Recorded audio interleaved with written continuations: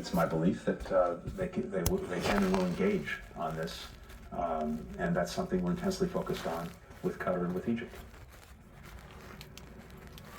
I mean, you heard that exactly when we were in Qatar this weekend, one of his many stops on this trip, from the Emir and from the Prime Minister, that they will, and they have a lot of influence over Hamas, as you know, Katie, that they believe these talks are continuing and can continue, but there's nothing really to pin your hat on right now.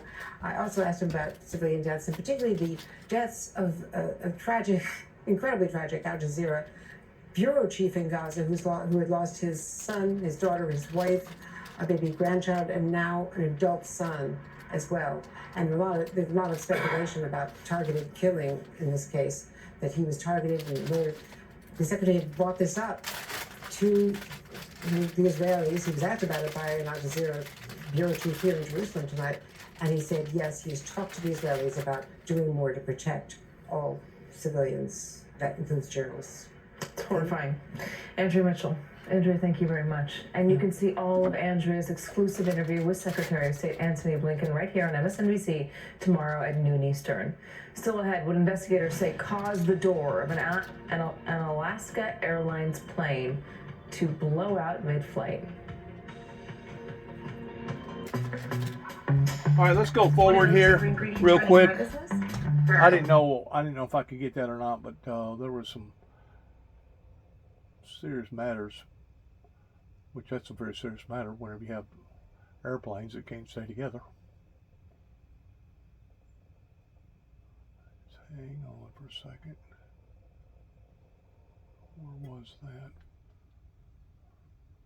And the Secret Service obviously wouldn't like that if he just sort of went out to the cameras. There were a bunch of cameras outside. There weren't a lot of supporters, though. I only saw really, one guy, I think, walking around with a flag, at least, that I saw when I was outside the courthouse. But he sort of just went in and out. He's brought through these back panels to the courthouse. I think that he was basically not seen within the courthouse except within that courtroom, and then brought actually back out through the basement there. So afterwards, he ended up, I think, speaking at a nearby hotel. They sort of had to have an off-site location for him to have a press conference, because I think the reason that he goes to these things really is to get that media exposure and to be able to get those clips and make these points in front of cameras, and maybe send off through a few Truth Social posts. There was no requirement for him to be in that courtroom today. And in fact, it made it a lot more difficult for the court to have to deal with his presence. He obviously has the right to be there, but I don't think it was certainly something that would really help you hone in on the issues here. Right. It was more of just sort of the side distraction of him being there altogether. Although he did lean into it on Truth Social later on. He gave all the reasons a president wouldn't do something if they could be criminally charged with anything they did while president. As you say, Ryan, it's nonsensical, but he did actually do it. All right, don't go anywhere. We got much more on this coming up. Later in the show, another example from the I Alone Can Fix It playbook of Donald Trump. His latest messianic message to voters this time is about the stock market. We'll look at how that appeal is playing with evangelical voters days before the Iowa caucuses. And the ink's not even dry on his claim of immunity in the federal election case. He's already trying to use the same arguments in some of his other pending court cases. All of that plus reaction from today's stunning day in court, where the ex-president claimed everything that happened on January 6th was simply part of the job. One of the front line. Too many signals. Too many signals. That's part of their strategy, keep everybody dazed and confused. Keep going. Wow, just Trump, Trump, Trump, Trump. That's all you see. Now this guy right here, he's in bad shape. Listen to this report real quick, pertaining to the powers that be. Right. Hang on. Right there. Oh. Ho. What did you do? Thing didn't stop when I wanted to. 6-3. Sometimes this stuff don't cooperate like I want it to. The hair growth supplement. Start your hair. Right there. recent hospitalization of the Defense Secretary Lloyd Austin. Walter Reed officials out with a statement announcing that he was diagnosed with prostate cancer. The cancer was identified in early December, and on December 22nd, Austin underwent a minimally invasive surgical procedure to treat it. He was readmitted due to a resulting infection. The statement on the diagnosis coming days after the public, and more importantly, the White House, learned that they were kept in the dark about his stay in the hospital. I want to bring in NBC News national security and Pentagon correspondent Courtney Cubey, who is following the story. And it's a story, Courtney, that's a little more complicated than we all would have thought, because until you know these things, you don't realize the Defense Secretary is unique. They've got more power in certain circumstances than any other cabinet secretary. Right. So let's say some of the worst case scenarios here. There is an attack coming to the United States, coming here to Washington, D.C. He would be one of the people who would get on an urgent phone call and would make a decision about a potential response option. Or, on the converse, after an attack, he'd be one of the people who would get on a phone call and make a decision about a potential response. So, yes, he is one of the members, a critical member of the president's cabinet and of his national security apparatus. And that's why there has been so much outcry about his decision not to notify the president, the White House, and senior people here in the Pentagon that he had been hospitalized and in fact was in an intensive care unit with a very serious condition, an infection and a buildup, we learned today, a buildup of fluid in his abdomen that had to be drained. It's been several days that he was in the ICU. He's now out, he's recovering, but that statement that you referenced earlier, Allie, even denoted, it acknowledged that this could be a slow process for him to recover from this. The good news here, you know, now that we know that he was treated for this prostate cancer, the original procedure that he had on December 22nd that led to all these complications, his prognosis there is good according to the statement. But the shocking information that we learned today is that Secretary Austin did not even notify the White House of his early December diagnosis with prostate cancer until today, only hours before the public found out about it, Allie. And Courtney, I've got about 30 seconds left, but the White House is going to undergo a review of the process that allowed this to happen.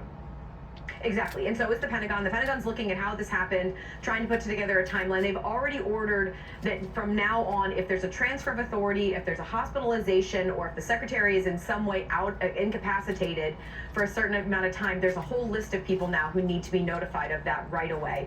The Chief of Staff at the White House also putting out very specific guidance to cabinet secretaries that if they transfer authority to their deputies, they need to notify the White House, the sit room, etc. So, I mean, this is leading to a change in procedures. I think what's surprising is that those procedures didn't already exist, Allie.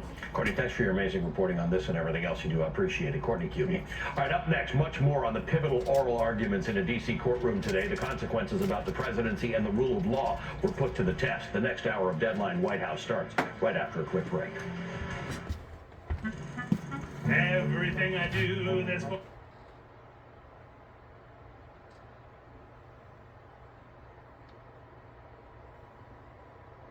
I'm just saying, a president under Article 2 is very strong. Read it. When somebody's the president of the United States, the authority is total.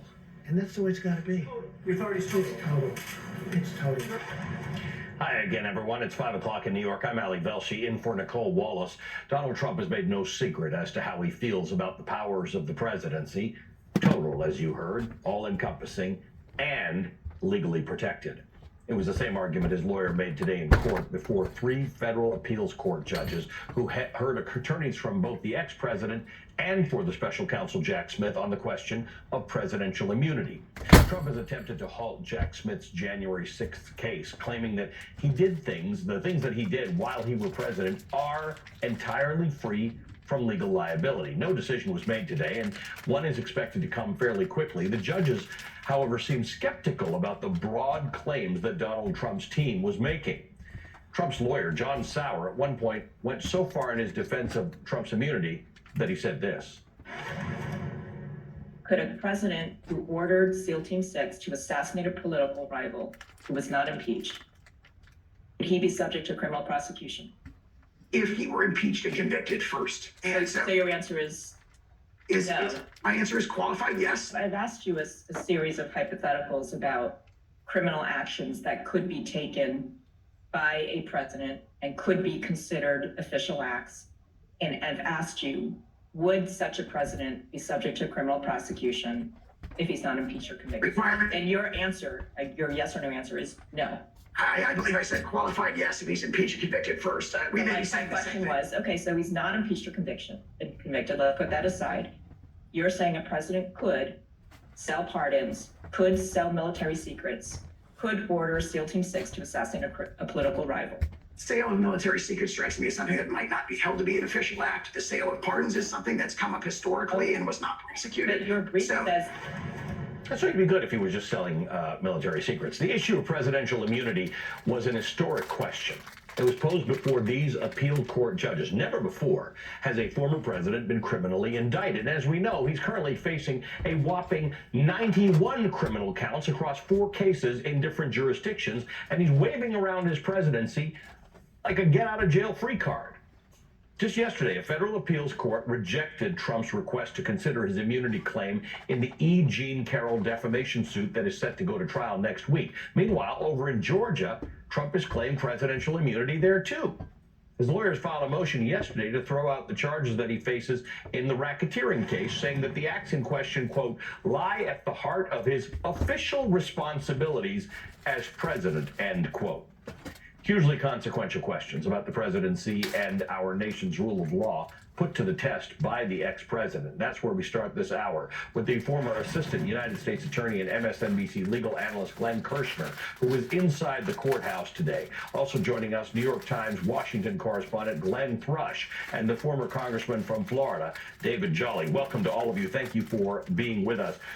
Glenn Kirshner, I got 2 Glens now, so I got to say your last names. Glenn Kirshner, let me start with this idea that Donald Trump, a president, can do anything they want to do, including murder people, including send SEAL Team 6 in if it's during their presidency and an official act of the presidency.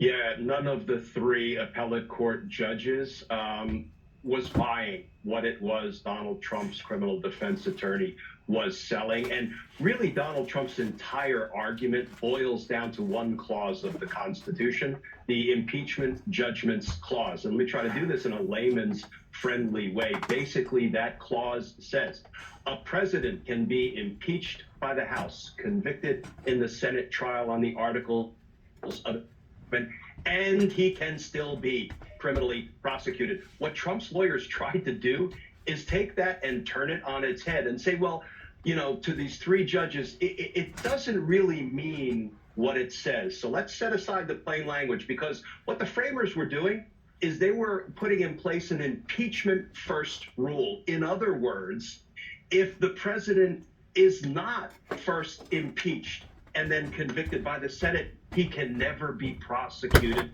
by the Department of Justice. The thing is, the plain language of the impeachment judgments clause doesn't stand for that proposition, Allie, and the judges just kept lobbing these truth and logic and consistency bombs at Donald Trump's lawyers, saying things like, so wait a minute, you're saying if the Congress decided not to impeach the president, they'd basically be giving him immunity because then he could never be criminally prosecuted? Or if he resigned before an impeachment trial, he'd be giving himself immunity because he could never thereafter be prosecuted. Allie, the judges were having none of it. David Jolly, remember those days when in Donald Trump's second impeachment hearing, everybody was making the case that this is not the venue for this. This should be done in the criminal courts. In fact, when he was acquitted by the Senate, it's the first thing Mitch McConnell said. There's a venue. Donald Trump did bad things, and there's a venue to deal with this. It would be the criminal courts. Apparently, this is a different group of Trump people who are making the arguments today.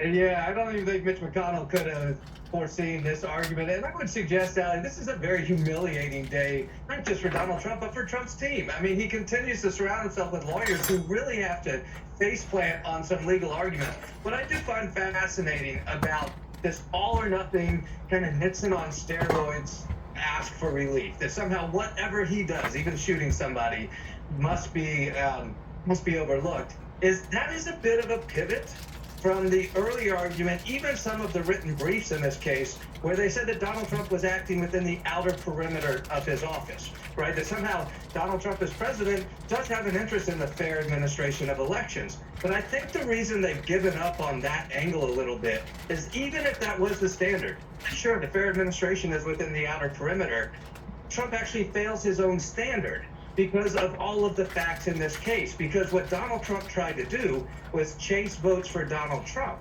not secure the fair administration of the election. An easy question of Donald Trump would be, what did you do in cases where perhaps Joe Biden or Democratic voters were aggrieved? How did you try to resolve those favorably? And obviously they didn't. So they've gone for this Nixon defense that he can do whatever he wants. And I think in a very public way, this is a humiliation for the president, but also the president's legal team.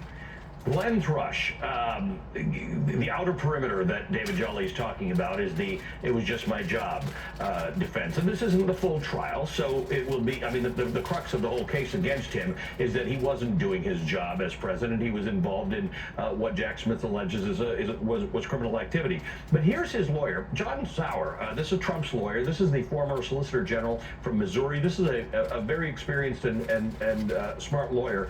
Here's another point that he was making. If you hold the president liable for things he does in office, here is what he says the danger is.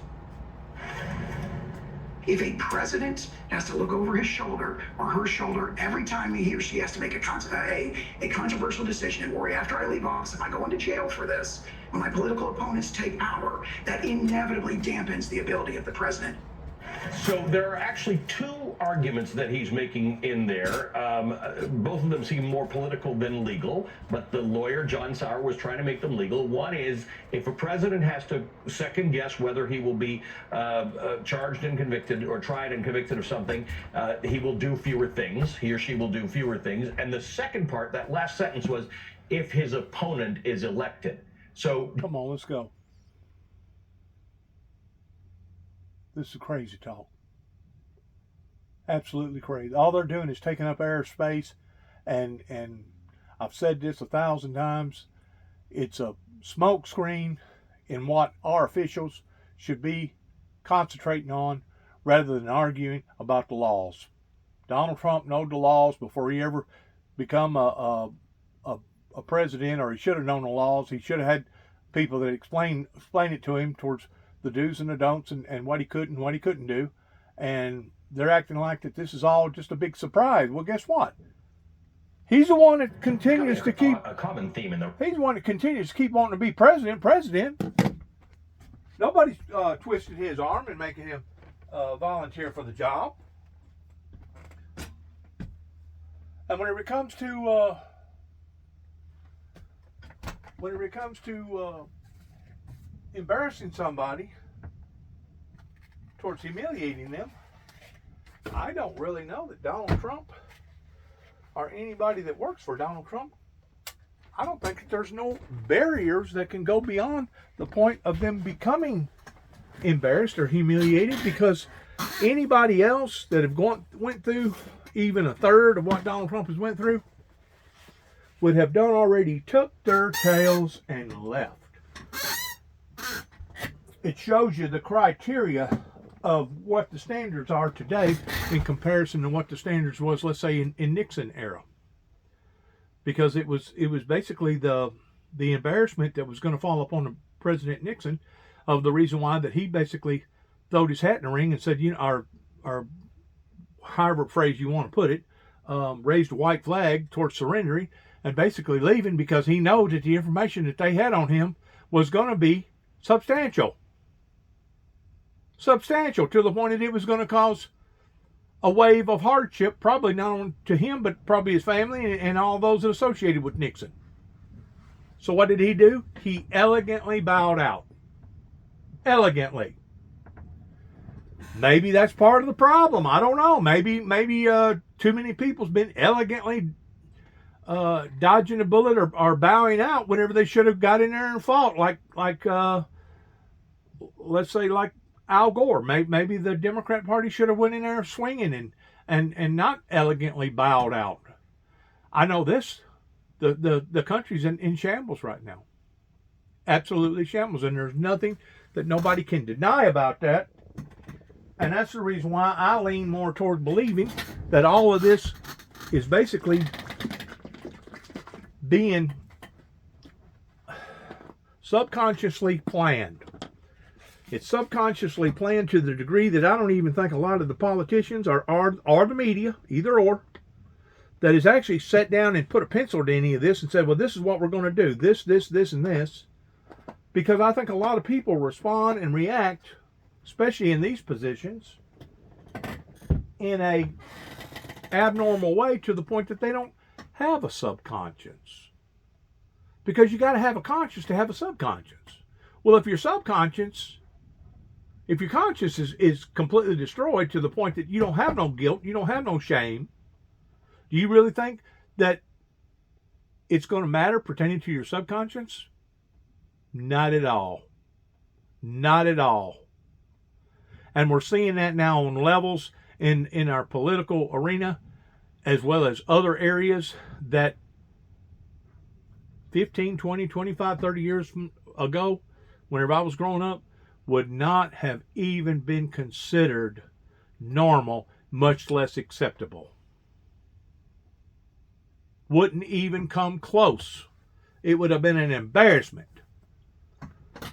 But like I said, if you got people in the world that don't have no consciousness, you're going to have people that basically don't have no barriers and how far that they can shame themselves towards still remaining in power or wanting to remain in power.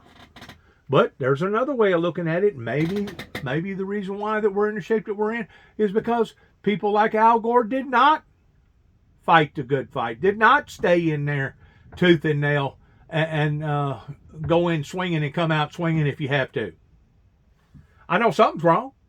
Whenever you got a country that's $34 trillion in debt, and whenever you have all the illegals coming over the border, and we have all these other problems that's going on that obviously people has been trying to overlook, regardless whether it's in the political aspect or in the environmental aspect or the military aspect. I know this, we're in trouble. You don't have to be a rocket scientist to figure that out. And they'll tell you, they'll all agree, oh yeah, the country's in a bad shape. But yet now, whenever it comes to them actually having a solution to the problems, all they're doing is a smear tactic towards one blaming the other one, while the other one is blaming the other one. They're playing both sides against the middle, and you know who winds up being hurt over all this? In this travesty, we the people. We the people are the ones that wind up taking it on the cheek. And whenever I say we the people, I'm going to separate we the people from the wealthy people. Because the bankers, the lawyers, the successful people that's already got thick, big check accounts, this ain't going to affect them any. Not unless the whole system crashes and falls down to the ground. And that's what they're trying to do. They're trying to keep that system going. But the thing about it is, they're going to pass this on down to my grandchildren and my great-grandchildren. And my great-grandchildren one day are going to pull on my coattail and say, Papaw, how come you let this happen? How come you didn't get in there and fight for us? So maybe Donald Trump doing the fighting, maybe that is the proper thing to be doing. I don't know. I know there had to be a reason why January the 6th ever took place to begin with 3 years ago. Had to have been. People don't get in a flitter like this and go up to the White House and won't start breaking out windows and tearing up stuff and doing what they done. So you got to be willing to look at all sides, not just one side that the media wants to promote, but you got to look at one side, and then you got to look at another side, which is the side towards, first of all, what's the end game, and also what's motivating these people towards these people responding and reacting and doing what they're doing, because it is out of context. It is out of step in what our officials and how our officials is supposed to be responding and reacting. So is this some sort of a big plan, part of the plan towards creating all this chaos, this smoke screen? That way everybody will be unfocused on these issues versus the issues that we should be looking at pertaining to the fentanyl and all the illegals and possibly a war on 3 different fronts. And I mean, come on. I could go on and on and on about the mistakes that has happened in America for the past 30 plus years. But going over those things again and again and again really ain't the solution to the problems now, are they?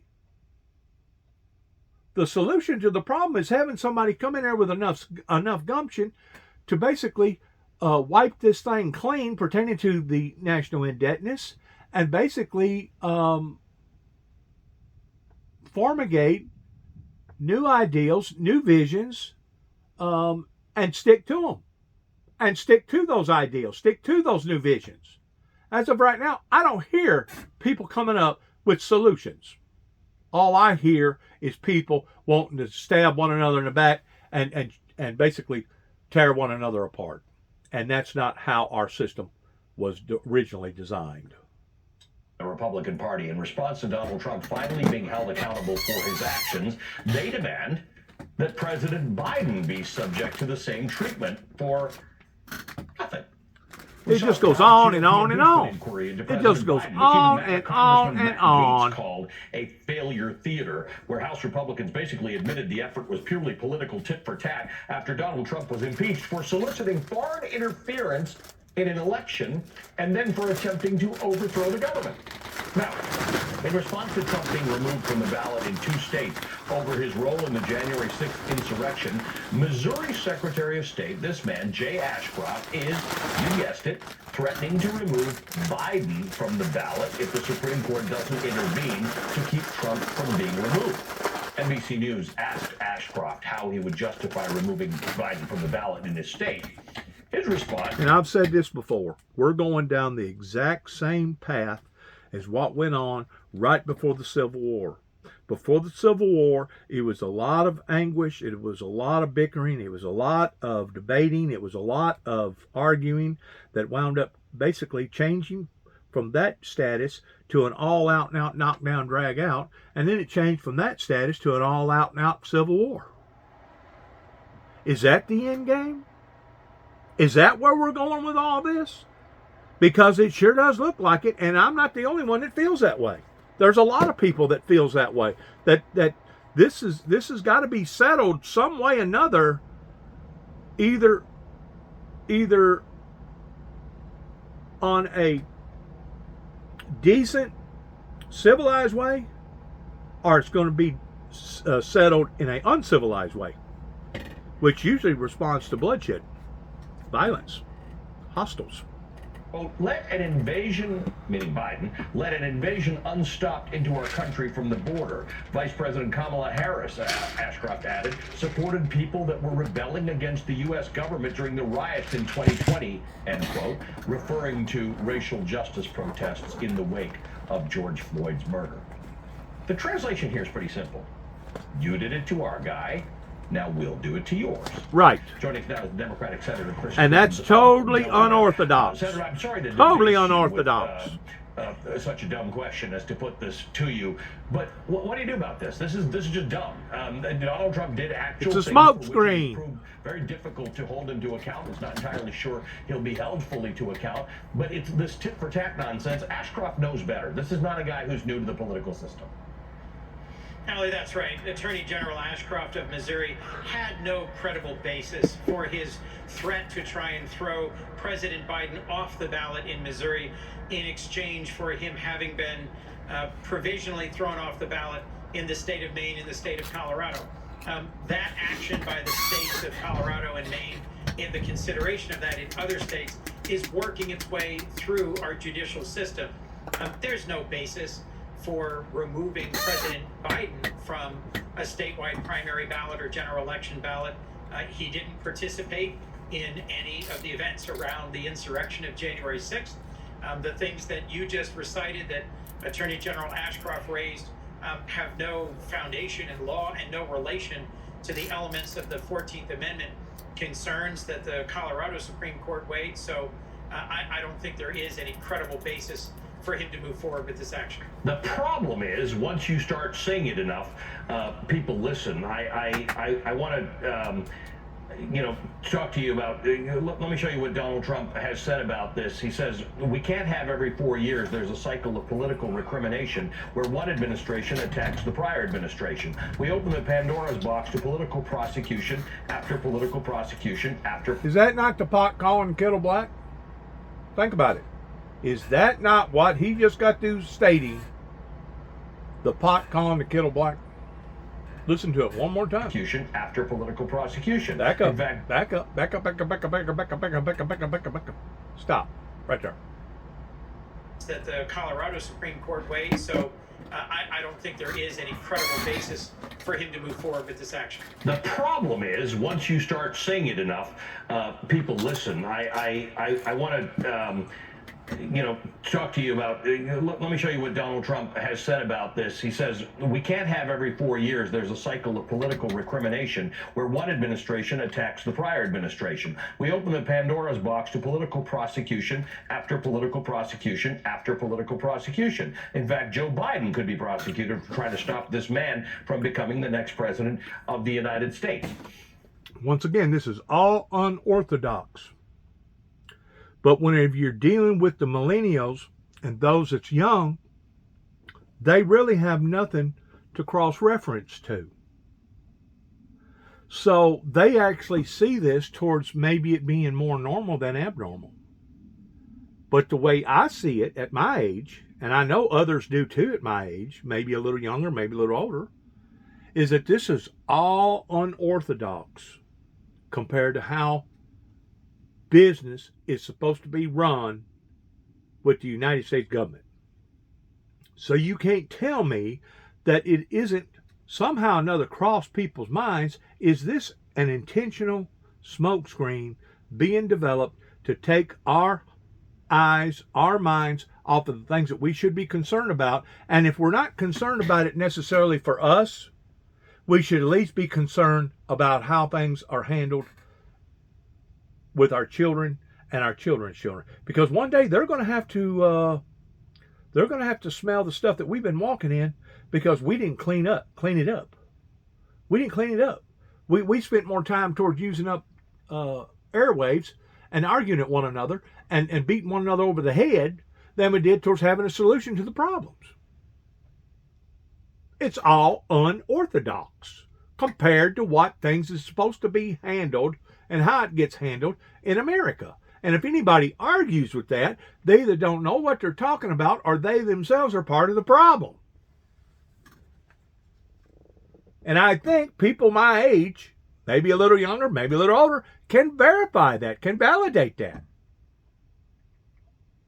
It's nonsensical because that's not actually how it's worked. You've been in the Senate for a minute. In a functioning democracy, that doesn't actually happen. It happens now because Donald Trump did things allegedly that he is charged with doing. What Donald Trump is trying to say there is that all of the cases against him are merely politically motivated, trumped-up charges. And I think in the end, the real judge of that will be the American electorate, but also a jury of his peers in several different actions, in state court and federal court. Some of these have economic consequences, the action in New York. Some of them have personal or political consequences, the action in Georgia and the federal actions. But they are all rooted in my view, well-founded charges. It is true that we have never had a president of the United States indicted, charged criminally, certainly not for 93 counts across 4 different major cases. That President Trump, former President Trump, is trying to characterize all of this as baseless political theater, may play to some who are his strong supporters, but I think in the end will fail, just as his 60 legal challenges to the legitimacy of the 2020 election all failed.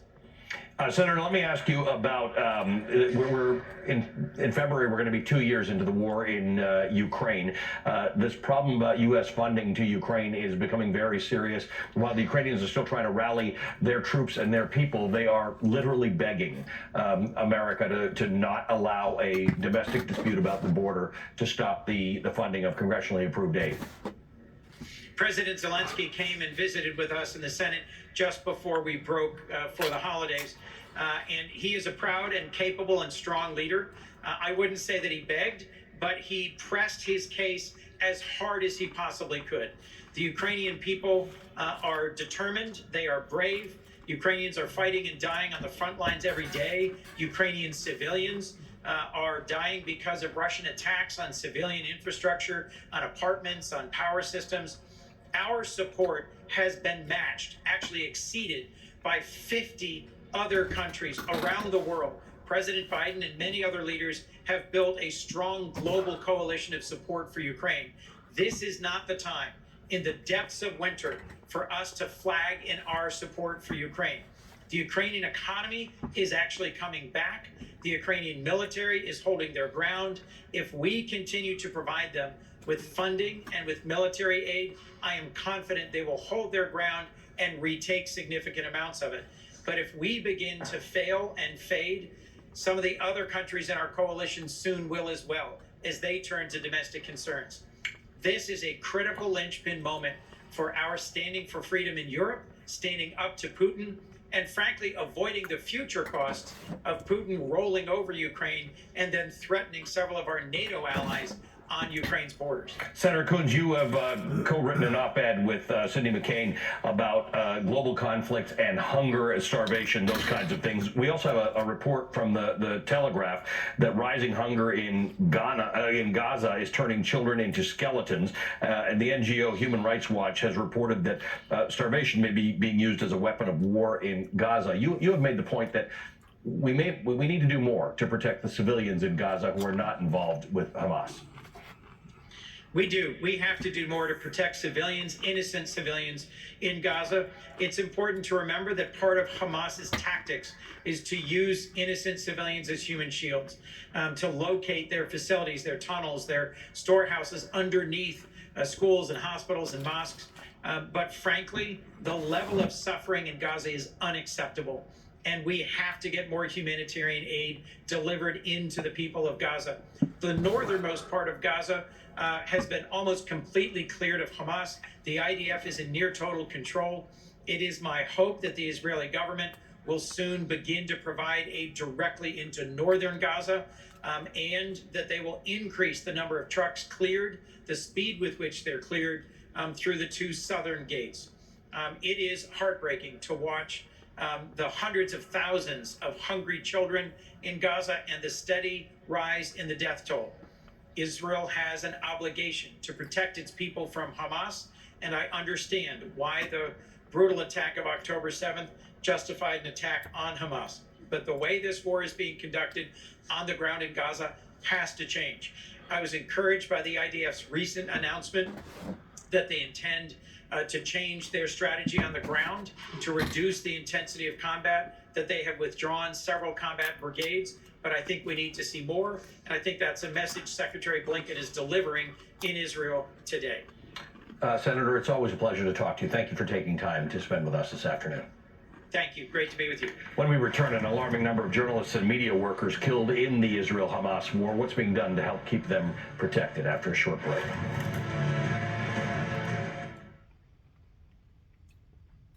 You can go back on some of my videos, especially this year, or last year, excuse me. Still hadn't got adapted yet towards turning over a new year. In me stating the fact that whenever an event happens on this level, it wears and drains on resources. And we're just not talking about just a little resource. We're talking about a lot of resources. Regardless whether it's the war in Ukraine or it's the war now over in the Holy Land, that whenever people start sharing their resources with other people that's in need of resources, then the next thing you know, the people that was doing the sharing, their resources becomes weak too. That's what's happening across the world, and if it ain't happening because of man-made disasters, it's happening on account of the forces of nature disasters. We're seeing this intensify on levels unimaginable. And it's all in a trajectory of disaster. And if we're not smart enough as individuals to stop it, or at least try to stop it, or prevent it from happening, then we'll have no one to blame but ourselves. Kind of like them poor children and them poor wives and women over there in Afghanistan. They have nobody to blame but themselves because they was willing to lay down to the axis of evil pertaining to the Taliban.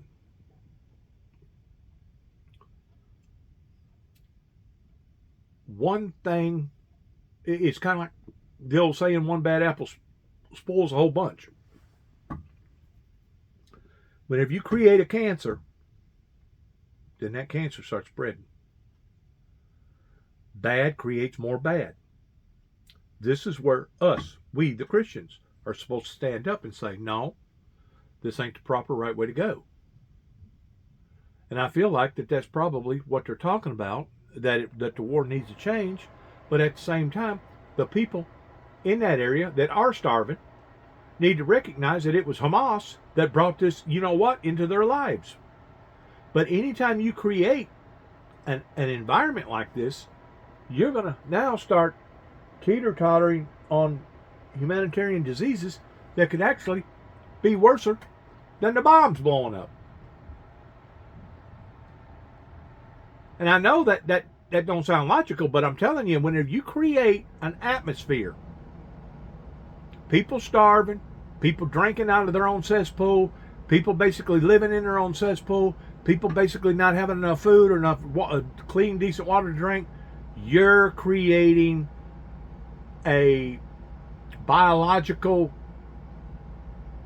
possible disease that will spread like wildfire, and God only knows what it will be and how long that disaster will last. One catastrophe after another, one bleeding the resources down to another, and before it's all over with, everybody's going to be hurt. Everybody. And as far as the war goes, the actual war, we're already in war here in America. We've been in war here in America now for quite some time, pertaining to all the gun violence and overdoses and the drug abuse and the illegal immigrants coming over here. We've already been in war. It's an infliction. It's an infliction. It's an infliction that we've been suffering, but from the looks of things, our suffering has not yet began. Because we're not invincible. And if we think that we are, that in and of itself is a stupidity weakness. By thinking that you're invincible. Nobody is invincible. No country is invincible. No person is invincible.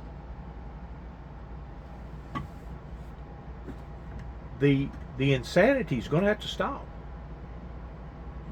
As I told the Prime Minister, every partner that I met on this trip said that they're ready to support a lasting solution that ends the long-running cycle of violence and ensures Israel's security. But they underscored that this can only come through a regional approach that includes a pathway to a Palestinian state. To make this possible, Israel must be a partner to Palestinian leaders who are willing to lead their people in living side by side in peace with Israel and as neighbors. Secretary of State Antony Blinken in Tel Aviv today discussing the future of a possible Palestinian state. His remarks this afternoon came after his meeting with the Israeli Prime Minister Benjamin Netanyahu, where he reportedly stressed the importance of avoiding further civilian harm in Gaza. And part of that civilian crisis has been the killing of journalists reporting in Gaza. Since the start of the Israel-Hamas war on October 7th, a staggering 79 journalists and media workers have been killed. That's according to a tally maintained by the Committee to Protect Journalists. The Washington Post writes today that, quote, that is the single biggest death toll for journalists in a conflict zone for years, surpassing the toll exacted on the press operating in Ukraine over the past 2 years in just a matter of months. A war correspondent right now that goes over there, they're risking their life and limb in doing their jobs. You would have to pay me probably about twice as much of what an ordinarily war correspondent would be paid during going over there in that area. And it's basically the same way over in Ukraine. There's been a lot of journalists over there that got injured or killed. By one estimate, 1 out of every 10 journalists in the Gaza Strip has already been killed, end quote. A snapshot of this crisis is embodied by the story of Al Jazeera's Gaza bureau chief, Wael al-Dadu. In the early days of the war, Wael's wife, 2 of his children, and an infant grandson were killed by strikes on Gaza. Now, this past weekend, Tragedy struck his family again when an Israeli drone struck a car in Rafah, killing 2 journalists, one of whom was his eldest son, Hamza al-Dadu. Joining our conversation, the Middle East and North Africa program coordinator for the Committee to Protect Journalists, Sharif Mansour. Sharif, thank you for being with us. It is very, very hard to be a journalist in Gaza in the first place when they are not in an active state of war. But in a situation like this, where it is chaotic, it is impossible for those of us on the outside to get a clear view of what's going on. What happens when journalists die? According to our record, especially if they are Palestinian, nothing happened. The Israeli army has never charged or incriminated any soldier for killing a journalist. And this is not just in this war. Before this war, we made a report called Deadly Pattern, where we counted at least 20 cases of journalists who've been killed by Israeli fire over 21 years. 2/3 of them, 13 out of the 20, were killed in Gaza and past Gaza wars, also in Israeli bombardment and targeted of press offices. Look at that. Look at all that rubble. Is that not ferocious? We are reaching a worldly climax of ferociousness being looked upon as being part of the norm. Kind of the way that we've kind of become calloused over here with all the school shootings and all the other shootings that goes on pertaining to the mass shootings. That's ferocious. It's reached a ferocious state up onto this planet that the trajectory is only getting worse instead of better. But also 13 of them were visibly identified with press signs, and there was complete disregard of their press insignia.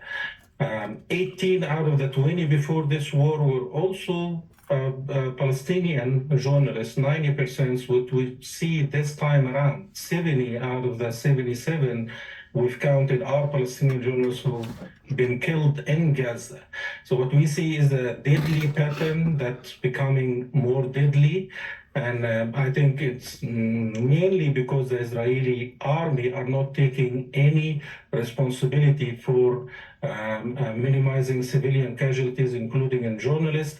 They refuse to give any guarantees of safety for international news outlets, and they have muzzled international media by disallowing them access unless they are escorted by and censored by the Israeli army. It's almost like something's been declared upon to the Homo sapiens on the planet towards open season. And you know, I started witnessing this here in America, and I think other people did too as well. I guess it was right around the year 2000, whenever 9/11 happened, that the value of human life has changed. It has changed tremendously to the degree that we used to look at all life being equal and just as important as the life next to you or in front of you or in behind you. That was one of the big movements here in America, especially after George Floyd's death, that not only Black lives matter, but all lives matter. Not just the Bill Gateses, not just the whoever out there that's got a well-established name towards being powerful and rich, but all lives matter. But if you'll put your thinking cap on, ever since 9/11, it's like, well, they matter, but they don't matter as much as the banker. Or they matter, but they don't matter as much as the lawyer. Or they matter, but they don't matter as much as old Joe down the road that's got a farm, and he farmed, you know, he inherited part of that, and he's worth $2 or $3 million. Or the politician down the road, or even the doctor down the road. In other words, we compartmentalize things now, to where before 9/11, we really didn't compartmentalize things. But we're compartmentalizing things based upon one's status. If you have a low status, you get treated, basically, you get abused more.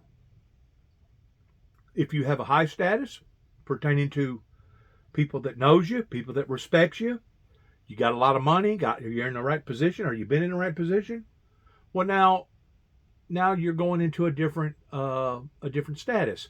And they basically done the same thing whenever the Titanic took off. You had your first class, second class, third class. Compartmentalizing people. You had those that was the richest of the rich that basically got to stay on the upper decks, that got treated like kings and queens. Then you had your second class that was kind of a little halfway shabby. They didn't get to near the window view. They had to listen to the sound of the motors running. They was next to the boilers or whatever. Yet those are considered second class. Then you have your third class. It's basically down where the rats live. In other words, it's not good enough to declare it as second class statuses, but we're still going to classify it, and we're going to classify it as it being a category 3 status.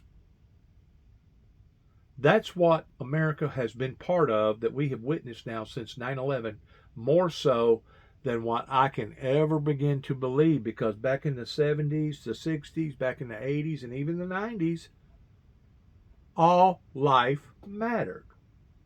It didn't matter if it was Uncle Albert, it didn't matter if it was Joe, it didn't matter if it was a rich guy down the road, or if it was somebody broker than you know what. The community felt bad because they had lost a member in their community.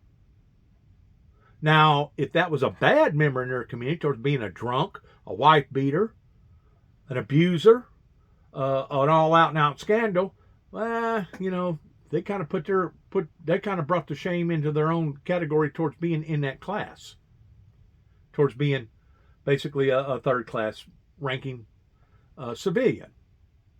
But today, in the year 2024 in America, you really got to be somebody to have clout, to where the insurances won't screw you over, or the doctors will give you first-rate care, or you'll be looked upon in a decent format.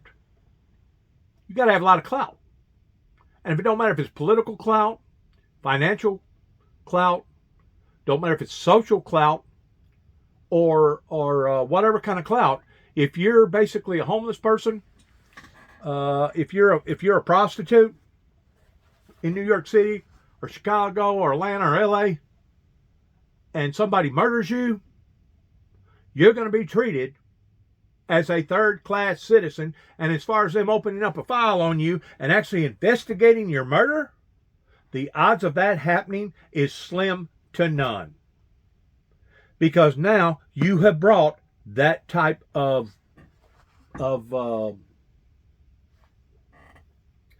humiliation into your own life. That basically you made your bed hard, now you got to sleep in it. Well, in that situation, I can kind of halfway understand the reason why that those people get treated the way that they get treated is because they got low esteem pertaining to their clout. Today, this is the unfairness that I'm fixing to talk about. Today, you got a lot of drug dealers that got away with doing their drugs, and now they're rich.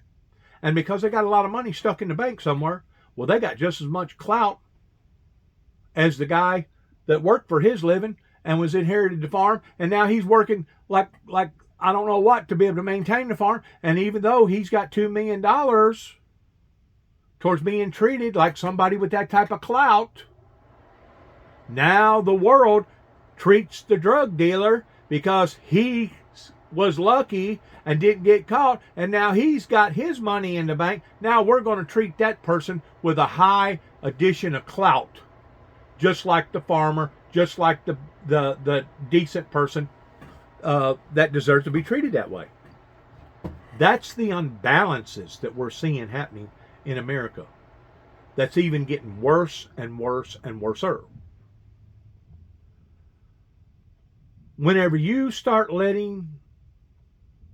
become a lawless society and people start prioritizing the value of people based upon what they have, their education, whether or not they was a doctor or a lawyer, or whether or not they was a scientist, or whether or not they was a college professor, or this or that, then you're touching off on an area towards that in and of itself is uncharacter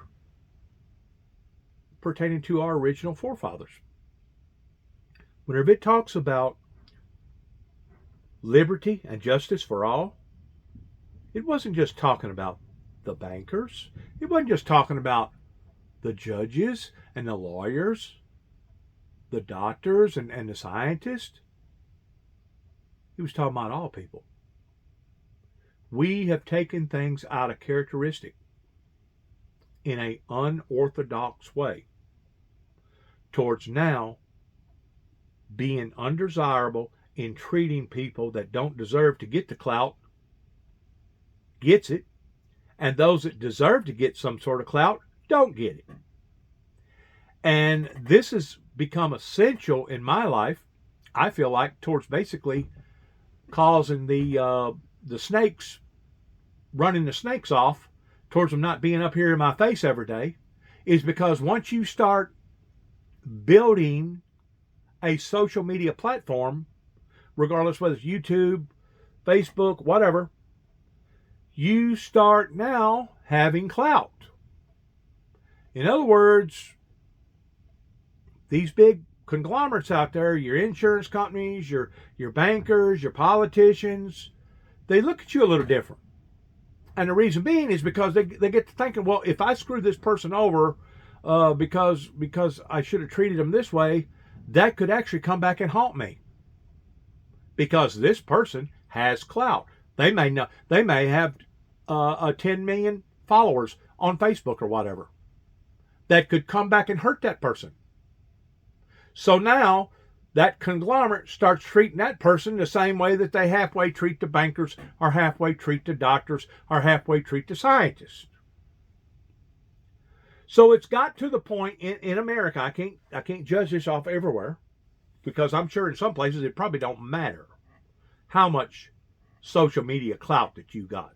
A matter of fact, in some cases, it's probably more of a backfiring event towards it actually harming and hurting you, because now the people around you think that you're becoming too powerful, or becoming your notoriety, becoming people knowing you, and because of it, they feel threatened about it, and they'll probably come after you because of that.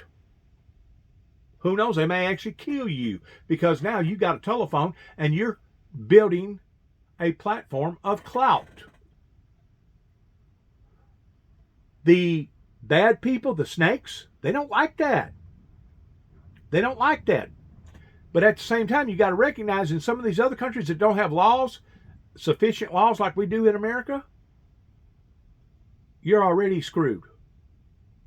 You're already screwed. And if anything, building that type of recognition off of social media is actually going to backfire on you versus it actually helping you. Over here in America, I feel like that it's helped me to some degree, because now they do realize that I do talk. He is alive. He is a real person. He does speak. He does have a mind of his own. And he does work the phone pertaining to weaponizing the phone and basically putting his messages out there. And it doesn't matter if it's one person, 1,000 people, or 1,000,000 people.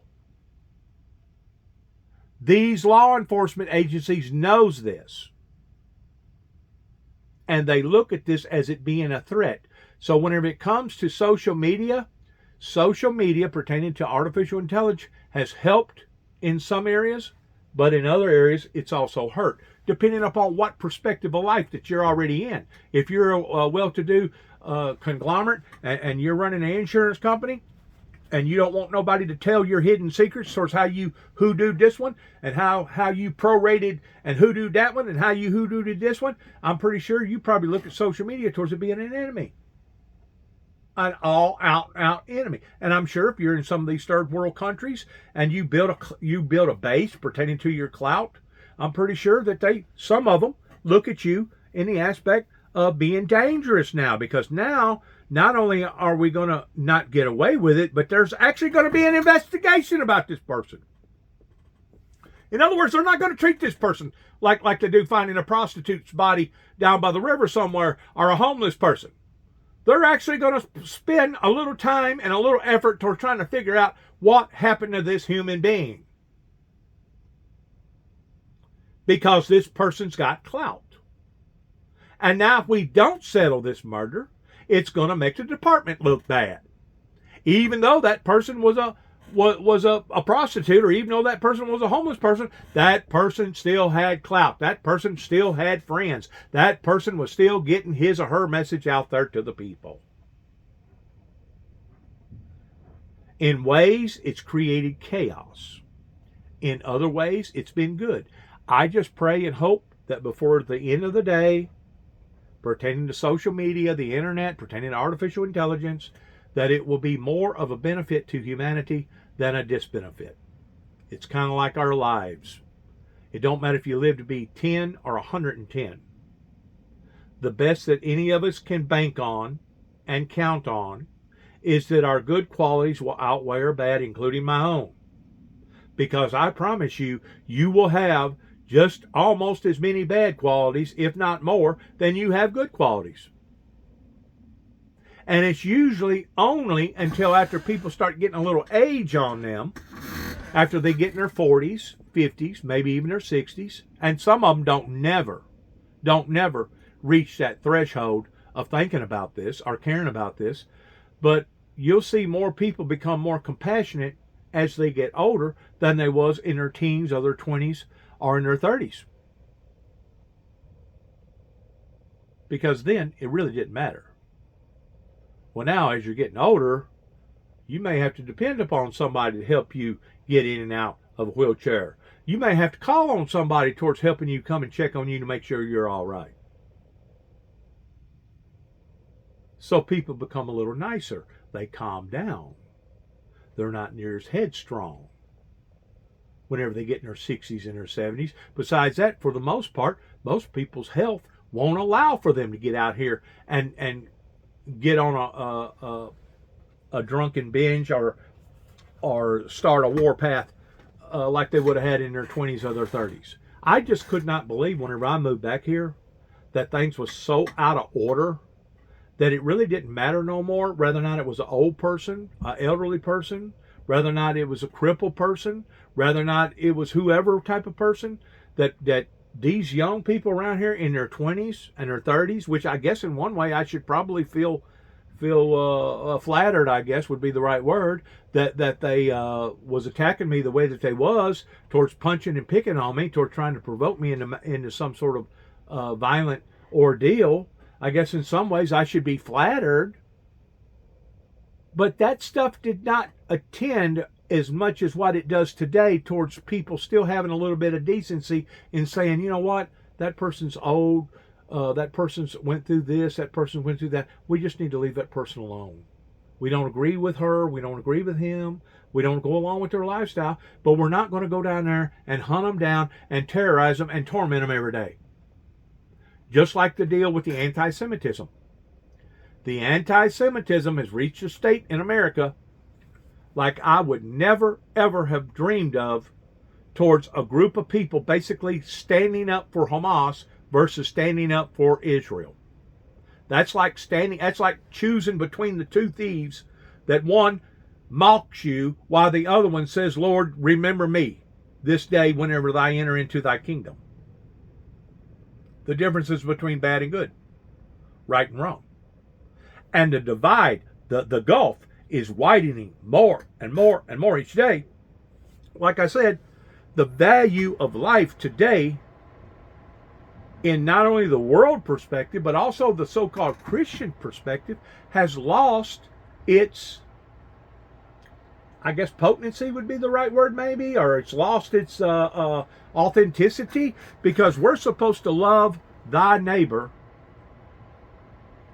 just as much, regardless whether we agree with her or don't agree with her, whether or not we accept their lifestyle or don't accept their lifestyle, we're supposed to love thy neighbor as thyself. Well, this is the turning point that's happening.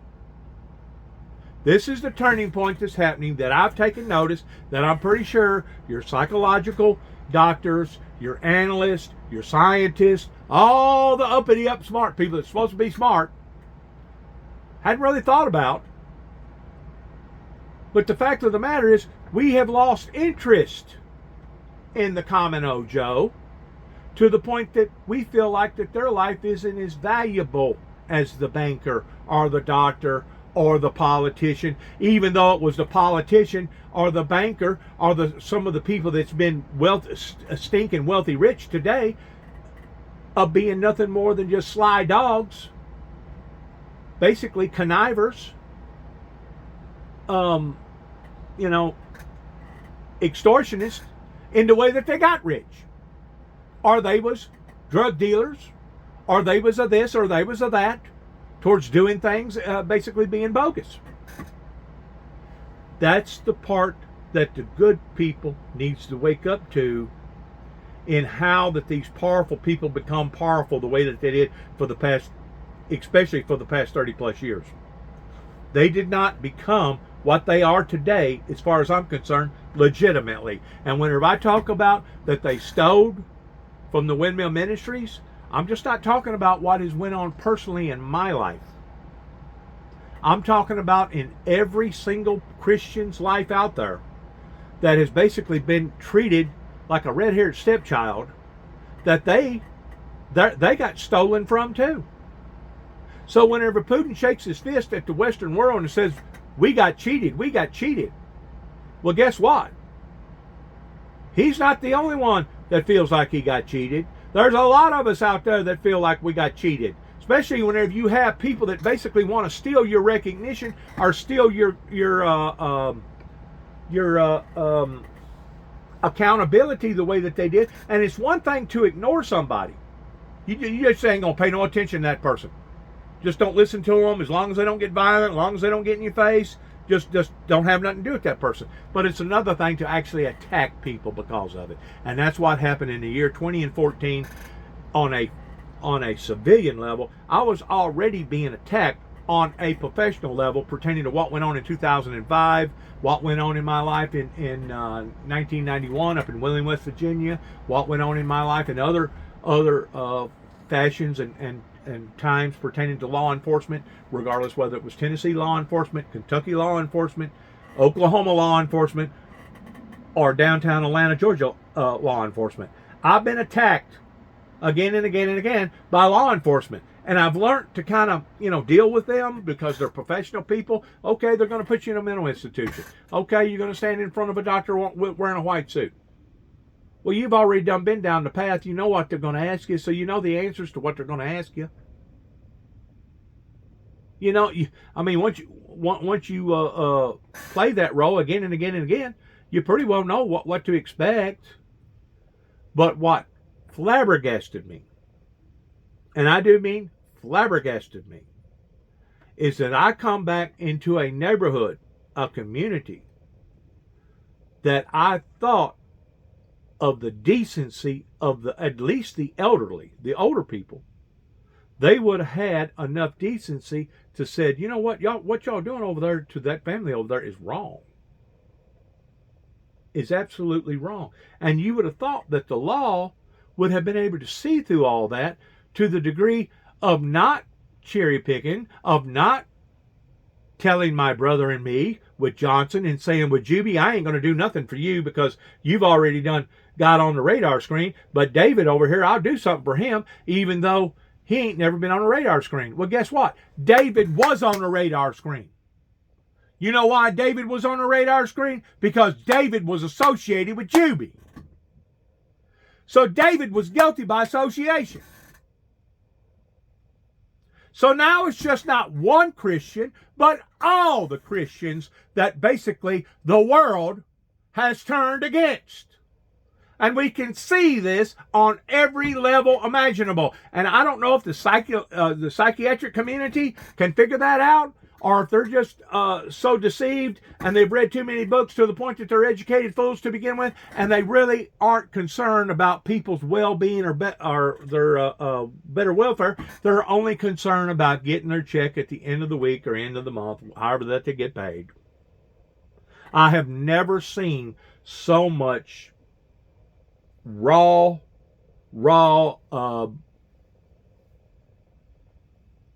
dehumanizing affairs that I see today on a day-to-day level. And if you think it's bad here, go to some of those third world countries. Go down to Honduras. Go down to Brazil. Go down to Mexico. Go down to Asian countries. Go down to some of these other places that are basically just a lawlessness society way before COVID ever hit to begin with.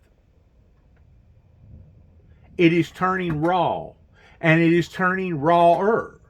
And the trajectory that we're on right now is the trajectory towards the Bible fulfilling itself in the regards towards God said that if you don't repent,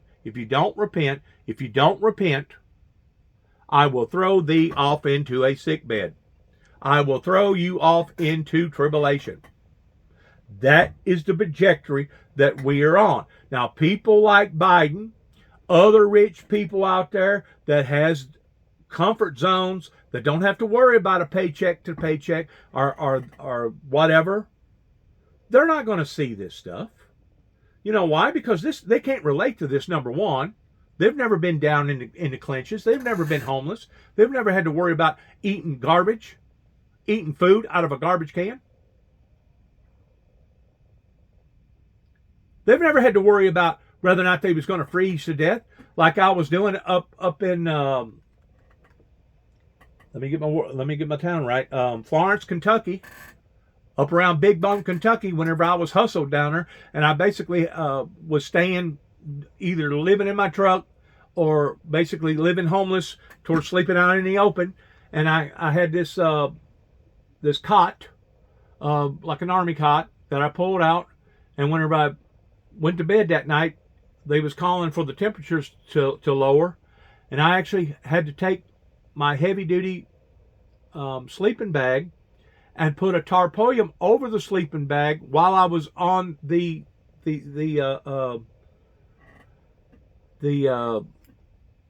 cot. And whenever I woke up that morning, I had difficulty getting out of my sleeping bag. You know why? Because it commits to freeze and rain that night. And of course, whenever you're under your sleeping bag and you're trying to get some sleep and you're tired and you got to get some sleep anyway, you're just wore out, and you pulled the tarpaulin over your sleeping bag and over your head, you really don't realize what's going on until the following next day. Whenever I tried to get out, it was almost like trying to break out of glass. Now, if you've never been a homeless person and you've never had to deal with stuff like that, you're not going to be able to fully relate in what I'm talking about. Just like whenever a woman tells me about her birth pains, I can tell her that I can relate to that, but deep down inside, I cannot relate to that. You know why? Because I've never had a child. I've never had birth pains. I can tell her that I relate to her, but in reality, I cannot relate to her. Not fully. Not completely. Well, that part right there that I'm talking about is sliding backwards to the point that either people don't care or they're just ready to throw their hands up and basically end this thing to begin with. And once you have a state of affairs of people that are doing this, you are heading down a slippery slope of a trajectory that could wind up being something that would be unimaginable. Because you know what? You hear me from time to time mention about Winston Churchill studying the American history pertaining to the American Civil War. And basically, whenever he got through studying the American Civil War, his analogy was, well, it was an unpreventable ordeal. This happened, that happened. All the elements come together just like a perfect storm, and because of it, you could not prevent the American Civil War. Well, I differ with that. I contradict that. Because if the right people would have been the smart people, would have been the good people, would have sat down and talked about things and reasoned among themselves towards the hole that they was digging for themselves, I think that they could have actually prevented the American Civil War. Just like I think that a lot of stuff can be prevented, regardless whether it's unwelcome pregnancies or all the factories shutting down because now all the retail stores found out that they could go overseas and get their product twice as cheap or 3 times or 10 times as cheap by shipping it over here than they would be towards taking care of their own people. And of course, whenever they did open up the International Student Stock Exchange program on a global level, we didn't necessarily have to worry about spies coming over here and stealing our ideals or stealing what we was involved in or doing this or doing that. Now, you've welcomed it into your life. You got people that's coming from all other countries, 200 different countries in the world, that's got a little bit of money and a little bit of clout, financial clout, and they manage to come over here, and while they're over here getting their education, they're also watching, they're learning, they're experiencing, they're understanding things.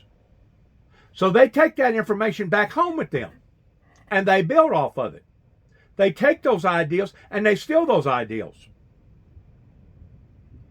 So what America has done, they have opened up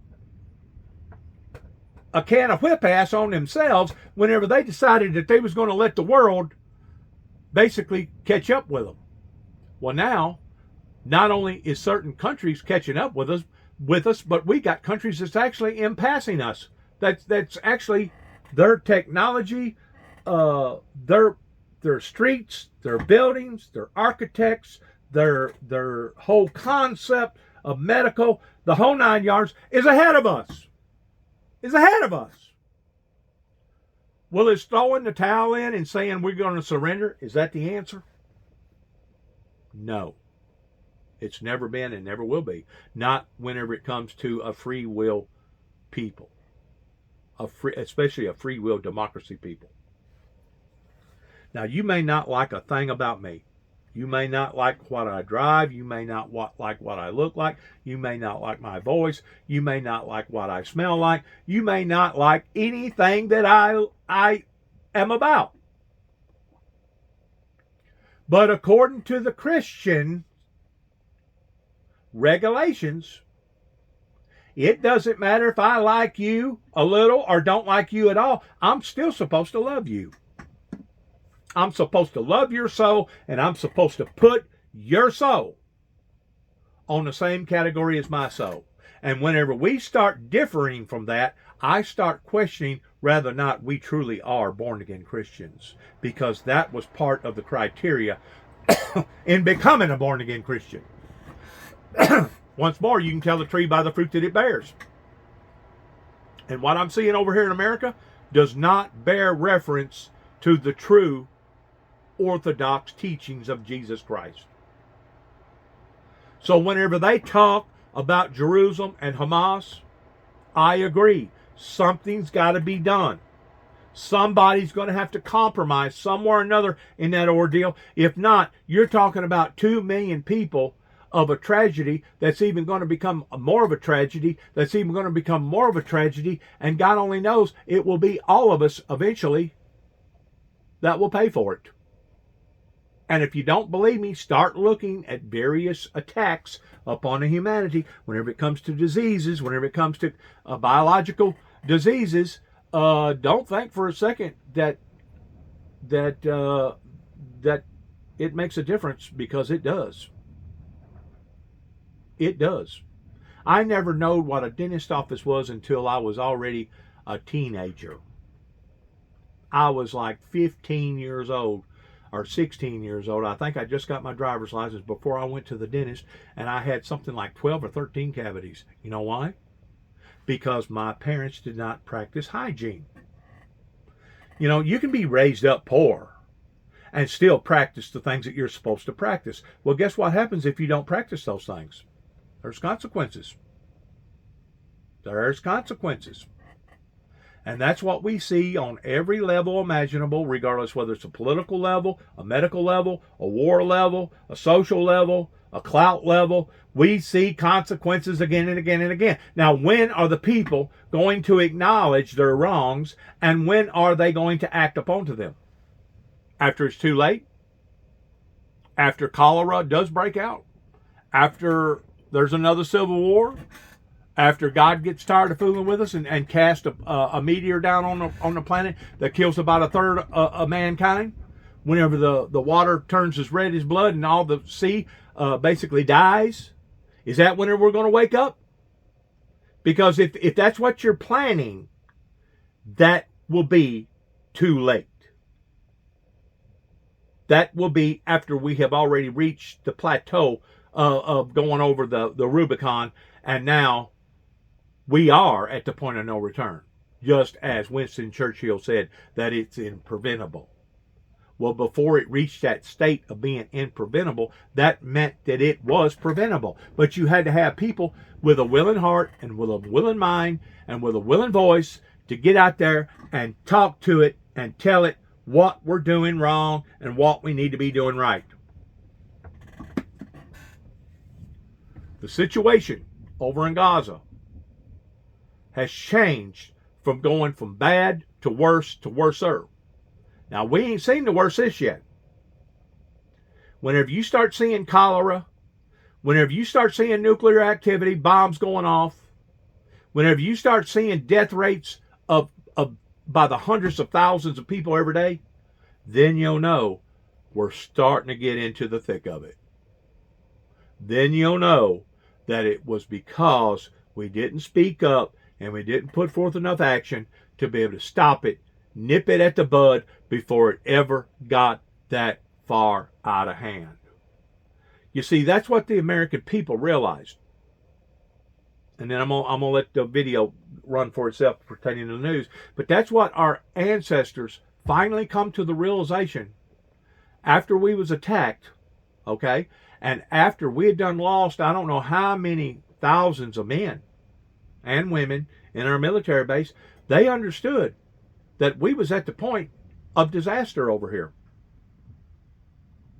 And if they didn't do something and do something quick, they was fixing to lose their footing with not only seeing thousands and millions of people being either killed or ruled over there in the European area, but it was going to come right here in the good old USA. And that's whenever they started scratching, that's whenever they started looking, what else can we do? What else can we do? And that's whenever some scientist or somebody come up with an idea about splitting the atom and let's create a bomb that will go beyond any other gunpowder, black powder bomb, and let's work on that ideal and see if we can't perfect it. And that's the only reason why that we're not speaking German, and we have to greet our politicians by raising our arm in front of our faces and saying, "Hi, Hitler." Our people, our ancestors in America, defeated evil, but it took fortitude. It took sacrifices. It took people to sit down and think this thing out, to look at where all that was heading back then. Which leads to the next $1 million question. If they was looking at what they was looking at then, how come we're not looking at what we should be looking at now? I'm going to tell you why. Because there's too many smoke screens. Which, as far as I'm concerned, is all part of the sabotage trajectory in keeping our eyes off of the things that we should be thinking about and looking at. And because of it, we're going to be blindsided. And the next thing you know, instead of us defeating evil, evil would defeat us. Our ancestors was lucky, because they come across that ideal pertaining to the splitting of the atom before everybody else had a chance to jump on board and doing the same. You keep in mind today, we're not dealing with that same entity. Today, everybody has the knowledge, basically, to know how to split the atom. And there's a great deal of people out there that don't mind starting Third World War. with the nuclear bombs, with the atom bombs.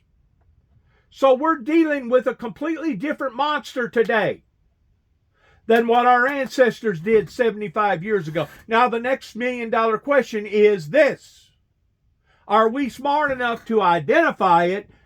And secondly, do we have the gumption, do we have the fortitude to actually move up onto it or move against it? Because as of right now, I don't see that. I see diversions. Especially with the media creating all this hype about Donald Trump and going to this and going to that and looking at this and spending hours on talking with this and talking with that. I see a diversion. And in the process of a diversion, you have created a smokescreen. In the process of the smokescreen, you have deceived the American people by taking their minds, their thoughts, their actions, their gifts, their ideals out of perspective, because now we're focusing more on this end of town burning versus the other end of town that the robbers are actually robbing the bank in. And that's saying something. But I'm smart enough that God's gave me enough common sense to be able to see what's going on. And I didn't have to get a degree. I didn't have to go to college. I didn't have to go in front of a panel of people to be voted on. And I'm still giving out this information, but still not getting nothing in return. Not getting a dime back, much less still not getting respected. Still not getting respect. Have they quit attacking you, Juby? Yes. They've quit coming down the road every day, throwing stuff at us, threatening us, calling us all kinds of names, and vandalizing our property. Yes, that part has stopped. But have they picked up on the right thing towards pulling together? No. Absolutely not. And if anything, they're actually getting more distant because I've done hurt their feelings. I've stepped on some of them's feelings because they're not going to look at themselves towards being guilty of this calamity or this travesty that's happened to us. They're going to blame it on somebody easier than us, like Donald Trump or Dennis Jackson. We got us some scapegoats, and boy, we're going to blame it on any and everybody other than ourselves. Other than ourselves.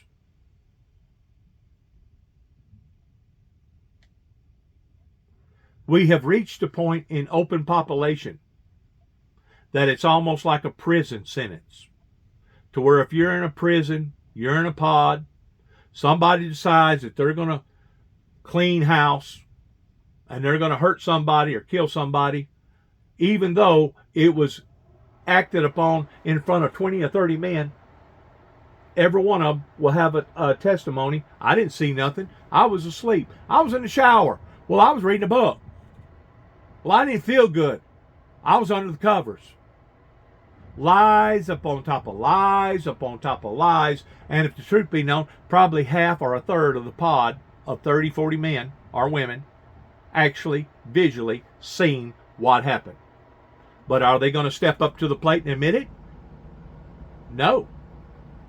Because now they're just as frightened of their life as the person that basically lost theirs. So there's got to be a head off. You got to stop the chain of reflection somehow or another. And I thought that was what I was going to be doing, my brother and I, whenever we come back to Northwest Tennessee, by popping up signs, putting recovery shelters on the building and putting up other signs and telling people this and telling people that. We was hoping that there was going to be some sort of a turnaround. But until the turnaround starts with the wealthy, starts with the conglomerates, starts with those of the bankers, starts with the lawyers and the politicians and the preachers and those that's already got a little bit of clout, until it starts with them, I guarantee you all the other termites, they're not going to follow suit. Because they don't want the same actions to happen to them that's happened to the founder of the Windmill Ministries. And that's what they're trying to do to Donald Trump's backing. They feel like that if they can give enough hell to Donald J. Trump, I'm just telling you facts. This ain't got nothing to do with what I like or don't like. But the motive in behind this, that if they can make Donald Trump's life miserable, it puts out a signal to everybody else that may want to actually support Donald Trump or think that Donald Trump's got good ideals towards backing off and saying, you know what, I just don't think this is going to be worth it. I'm not going to speak out in defense, even though I watched that person get killed or I watched that young girl get raped. I'm not going to speak up as the Good Samaritan because I'm afraid that if I do, the retaliation will be against me because I was the whistleblower in basically telling the true story rather than pretending that the story didn't exist or telling a complete lie about the story. Whenever you have a society that is that full of illegitimacies being run just like a prison, then you have a society that's brinking on Sodom and Gomorrah, especially whenever it comes to the nudity, all the open sex, whenever it comes to all the porn now on all the social media platforms that anybody, including a child, can get a hold of and say, well, I want to see this, and there it is. You know, that telephone ain't going to know whether or not you're an adult. That telephone ain't going to be able to identify whether or not you're a child at the age of 12 or you're somebody at the age of 112. Because you know what? Whenever it asks you the question, are you of age 18?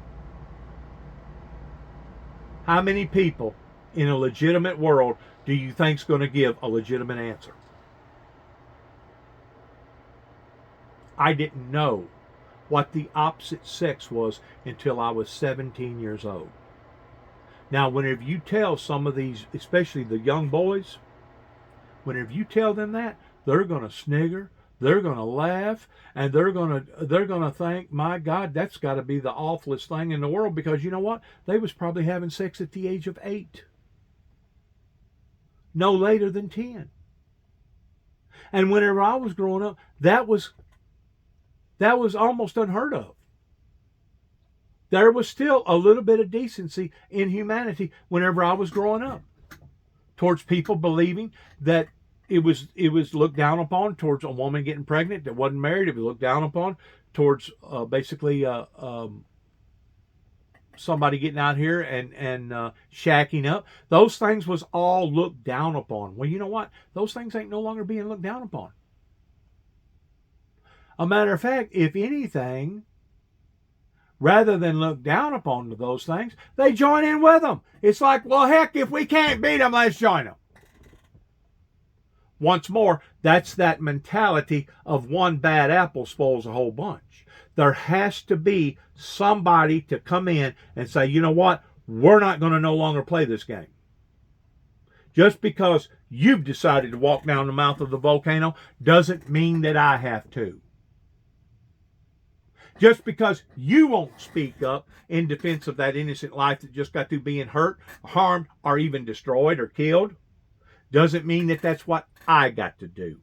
And whenever it comes to the realization that my brother and I was more concerned about 3 innocent children pertaining to the chaos, absolute chaos, that had set in over here at 291 or 430 Beach Grove Road, Sharon, Tennessee, zip code 38255. Whenever it comes to the point that even the authorities are wishing the worst for some individuals or some individual because of a mix-up, because the person was basically being lied upon, or they was being framed, they was being set up, that now, instead of the authorities being part of the solution to the problem, they actually are the problem. They have become the problem. Your court systems, your lawyers, attached to your bankers, along with your other successful business entrepreneurs out there. They're all in one big wad to where the rich take care of the rich. Birds of a feather flock together. But keep in mind, the other 99%ers could have done the right thing to have overpowered this entity, but because they was either scared or they just didn't care, they decided to remain silent. Now we got the can kicking down the road pertaining to us being $24 trillion. And I promise you, eventually, it will come a day where Paul is recommended to pay Peter back. And the bad thing about it is, even though it may not happen in my lifetime, it's going to happen in somebody's lifetime. Because indebted due is going to be indebted one way or another, and it will be paid for in one way or the other. And if it don't get paid in the monetary form, it could possibly be paid in the form of blood. And that's what's happening right now over there in Hamas pertaining to the Holy Land. And I think personally that it's reached a state that now, instead of basically engineering a lesson, now it's backfiring on the whole region to the point that now everybody's starting to suffer. Same way with the Ukraine war. It ain't just the people in Ukraine that's suffering. It's the people all around Ukraine, including the Russians, and including the people over in Poland and all them other places that are suffering too. And if we don't wrap our heads around these problems, regardless whether it's environmental problems, social problems, social media, Facebook problems, political, I think I done mentioned political problems, church problems, medical problems. If we don't wrap our heads around these things, friends, I guarantee you this, it's coming near a neighborhood near you. And whenever it does, it'll be just like the people over in Afghanistan that won't have nobody to blame other than themselves, because the women did not enforce that upon to their men, and now their men basically laid down 11 days later that let the Taliban take them back over, and because of it, now they are paying the consequences on.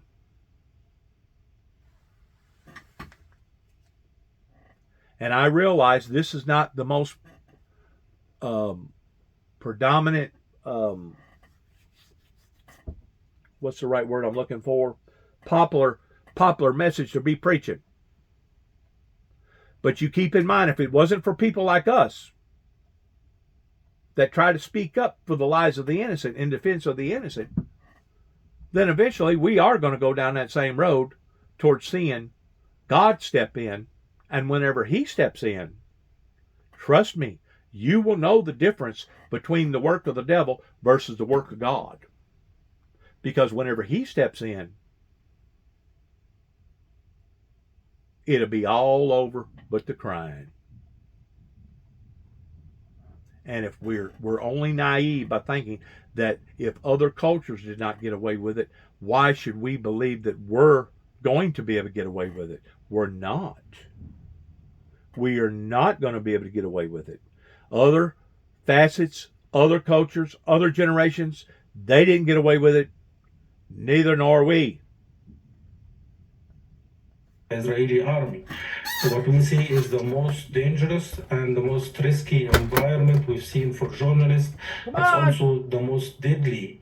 And this is because the Israeli army have killed more journalists in 10 weeks than any other army or entity has ever done on our record since 1992. Well, when you asked about this, the Israeli government has said they do everything they can to try and avoid killing journalists. What is it that you would like them to do? Get on in here. Well, you should be transparent about the rules of engagements to include what checks they are making in order to avoid journalist casualties. And we have asked them to reform these rules of engagement. We asked the Israeli government allies, including the US government, to raise with them the need for them to reform these rules of engagement. We also said that in the past, the pattern that they have used as a response when journalists was killed has to end, because it's designed to evade responsibilities, including doing things like what they did yesterday, saying journalists are terrorists, or saying that they have evidence that there is a militant account, and never release any evidence to support those claims after they smeared the journalists. And also, they have to be serious. We need to see independent investigations, thorough, rapid investigations that can lead to holding the perpetrators accountable. We gotta go back out there in a minute now. Cases like Can't stay in here long. at the Reuters, We gotta go back out. journalist Osama We got too many Abdullah things was to be killed, not near any fire and without posing any threats too much to on be Israeli doing. position, and yet was killed with a direct hit. And we have seen at least 2 drone precise attacks now, killing Here's what you and wanted, injuring wasn't Al it? Jazeera journalists, but also Ain't a that what deadly you been pattern wanting? where journalists Hey, have sissy. received threats from the Israeli army or were smeared by Israeli supporters, and then later they were killed or their families were killed. We need to see serious accountability and thorough investigation in those cases. Sharif, thank you for joining us today. Sharif Mansour is the Middle East and North Africa Program Coordinator for the Committee to Protect Journalists. A quick break for us. We'll be right back. Let's dump this. I got some food in it. Make the water look nasty. Hey, help. Rinvoq is a once daily pill that can rapidly relieve joint pain, stiffness, and... Well, I was way off target. I thought it was fixing to start. Well, now it is. There. I've been listening to analysis on this, but I want to hear what you've got to say about the novel legal arguments we heard today. I appreciate you saying that, sir. We rely on you as well. We're going to watch you. Novel, extreme, brazen, dangerous. Thank you, sir. You're onto something. We're going to get to it. Thank you, Ali. Appreciate it. Welcome to The Beat. I am Ari Melber. Today marked the most consequential court hearing in the coup prosecution of defendant Trump. We could see his motorcade driving up to the Washington courthouse today, and as Ali and I were just discussing, some important things happened. Trump pulled up so that he, the defendant, could attend this crucial appeals hearing, which determines if this March coup trial will happen or not. Trump and prosecutor Jack Smith were both seated right there near the front of the court. Now, this is the new court sketch from today, and you can see both of them. Today's hearing reviews Jack Smith's win over Trump's claims that he should get blanket immunity for anything and everything he may have done in office. And I can tell you tonight, it is now clear that Trump is on track to win again. His team legally had a great day in court. They also have law and history on their side of this issue because most precedent holds that former presidents are not above the law. That is a legal premise shared by everyone from the Justice Department's own long-standing rules to top special prosecutors like Smith or Mueller, to Republican leaders ranging from Presidents Ford and Nixon, who were involved in that pardon for a former president because they knew something pretty basic. A former president can be charged. To say Mitch McConnell, who's emphasized the same point. To Trump's own impeachment lawyers, everyone I've just mentioned has said this fact legally. Trump's lawyers said it in writing and on the Senate floor that, of course, he could be prosecuted after leaving office. In fact, that history came up at today's hearing, which we will return to. But first, let's begin tonight with that context laid out. I want to start with the key developments that we learned from this hearing. 1, Trump is likely to lose. The judges were very skeptical across the hearing of these extreme claims. Most accounts of the hearing reported on that and how all 3 judges shot at many of the brazen and sometimes flatly autocratic claims that came from Trump's side. 2, Trump's lawyer had a rough, humiliating day that probably hurt his case. We have more on that particular angle and new sound for you to hear later tonight as well. 3, Trump's lawyer claimed the president has a legal license to murder his American political rivals in some cases. Let me repeat that reporting again. Today, Trump lawyer John Sauer told the court that as president, Trump could murder Americans and never be prosecuted for it after leaving office, driving new headlines that will shock anyone with a sense of shock left. This is the headline in America tonight. A former president would have immunity for the assassination of rivals, and that immunity covers having rivals assassinated in America, according to Trump's lawyer in court today. That is what he affirmed. This is not a drill. This is now asserted in court a very public, very damning, very dangerous part of this former president's defense in arguments that are designed to try to cancel, to prevent what is currently the planned federal trial of defendant Trump for alleged criminal acts to overthrow an election, which of course drew on violence on January 6th. You're going to hear it all. We're going to play it for you. But if this sounds extreme or far-fetched, first of all, it is as a legal claim. At the same time, and I want to be very clear as I speak to you, news viewers. We're news viewers. People watching this online, wherever you find it now or later. I'm a news viewer. Clear with you in plain English tonight. This license to murder is what Trump's team is claiming in court. Is that not crazy? Is that not some crazy? So just some absolute off the wall crazy stuff. You know what I'm saying? I bet you. Let me see. Yep, I've already done lost time of time, and now I've missed out on the world news. I guess that's what's happened whenever you get caught up in your own devouring moments. In trying to help others, you wind up hurting yourself. That's what's happened to America whenever it comes to throwing their pearls before the swine. The American people, especially the Christian American people, has been too good for their own good. That has basically created this environment of chaos. Sauer. He is a lawyer. He's based in Total chaos. And until we're willing to roll up our sleeves and get our hands dirty, Japan expect more chaotic chaos. concession that they had to make based on Expect the law more and chaotic the chaos. Constitution, that the only real argument they have, they no longer have the argument that he's absolutely immune, because they have conceded that under certain circumstances he could be prosecuted for even official acts. And they've also conceded on the double jeopardy argument. All they have left is the fig leaf of a negative inference from the impeachment judgment clause, which makes plain that if he is impeached and convicted, he's also subject to criminal jurisdiction and prosecution. It's silent as to a president who's impeached and not convicted. It's silent as to presidents who are not impeached.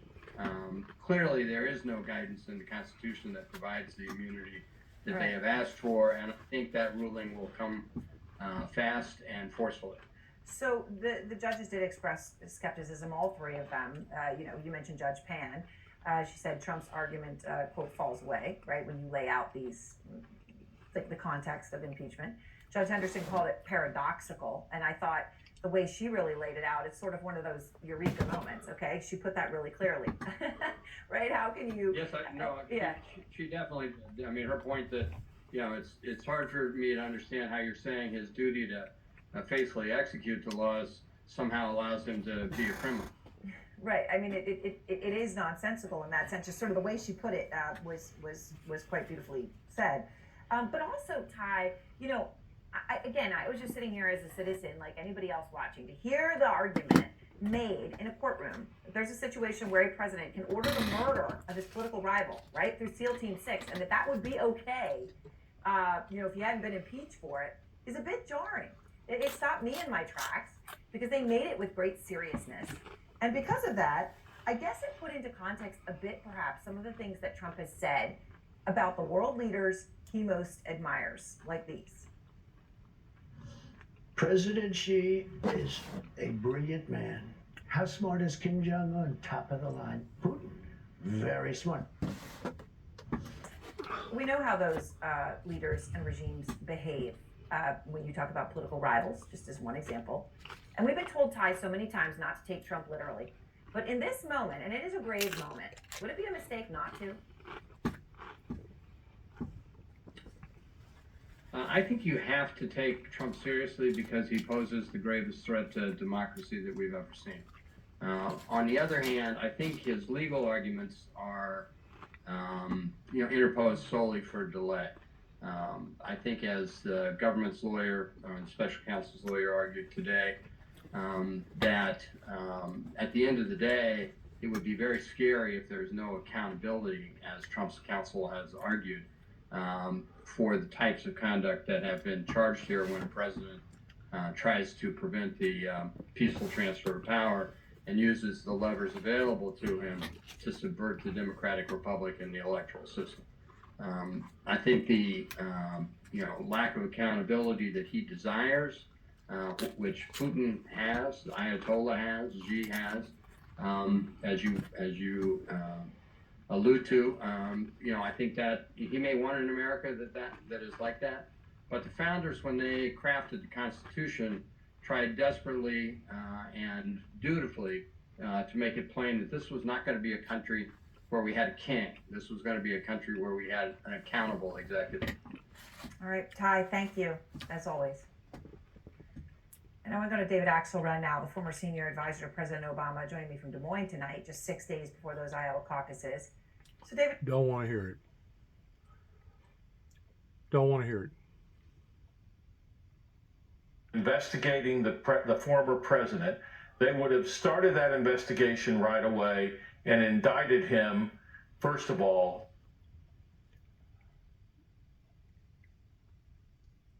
Whenever you get to looking at kings,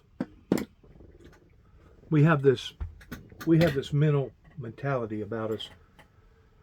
You can call it a stereotype if you like. But we have this mental mentality in America that a king is somebody kind of like the Queen and the King over in England or over in the UK towards wearing a crown. America is full of kings. Full of kings. May not be a actual literal king, like the type of king that you see in history pertaining to various kings. But whenever you have the richest of the rich that's got that kind of clout, that can basically do whatever they want to do in whatever format that they want to do it in, then you no longer have a true democracy. I think America, especially since the assassination of Kennedy, has been taken over from the inside out, basically hijacked, with all this generic, artificial sweetener, aftermarket parts, etc., etc. Stuff that looks genuinely real, or stuff that is taken the place of something genuinely real, but in reality it's far from it. In reality it's far from it. You cannot engineer a new relationship with God other than doing it uniquely and authentically the way that it's supposed to be done. You can try to aftermarket it in play. You can try to use artificial sweetener. You can try to use aftermarket this or aftermarket that, but the bottom line is this: the Father seeketh those who worship Him in truth and in spirit. And if you're going about this in a untruthful, or if you're thinking that God comes in the form of some sort of a piece of wood or a granite rock or a crystal, a peacock, an owl, some other form, you're only deceiving yourselves. You're only deceiving yourselves. And odds are, the people that it talks about in the Bible, where it says that God will say unto them, "Depart from me, for I've never known thee," That was one of the hurtfulest things that God could have ever put in play pertaining to the consequences of those that does not abide by God's wishes. Because up until Lucifer done what Lucifer done, penalty did not exist. You know why penalty did not exist? Because there was no such thing as a rebellion. Heaven was heaven. It was heavenly. Heaven, everybody got along. Even says in the Bible that at one time Lucifer stood beside Michael, played a harp, and was considered one of the most glamorous, glorious angels in heaven. It was only until Lucifer decided to pull the wool over people's eyes, or basically swing the first lick, that engineered consequences. In the engineering of consequences, formigated penalty. Because God was placed at that point in time in between a hard place and a rock. And the bottom line is this: do you still try to get along with evil in acting like that evil don't exist? Or do you put your foot down and say, you know what? This is where the line is, and once you cross it, you're going to bring the consequences into your own life. Because in order to rule the roost in a royal, eternal heaven, you've got to have guidelines. You've got to have guardrails. You've got to have laws. And once you start deviating from those laws, then you are no longer in control. That's the reason why God gave us a northern star. That's the reason why God thought enough of humanity to have mercy on humanity to say, you know what, they're not doomed. They are not doomed. And that's the reason why God brought Jesus Christ into existence, to be an example and a window of opportunity of knowing that we are all sinners and that we needed a Savior.